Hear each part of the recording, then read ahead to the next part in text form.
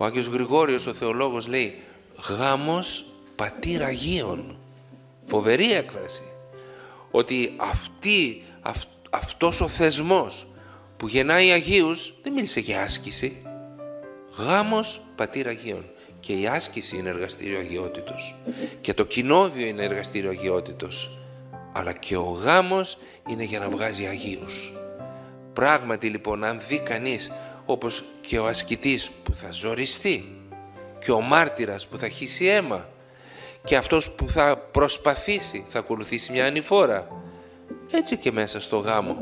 Αυτή η υπομονή, η ανοχή, η μακροθυμία, η συγχωρητικότητα, η συμπόρευση όλων μαζί, των δύο μαζί, είναι άλλο ένα στοιχείο πάνω στο οποίο η Εκκλησία θεμελιώνει τον μυστικό χαρακτήρα, τον μυστηριακό χαρακτήρα του γάμου.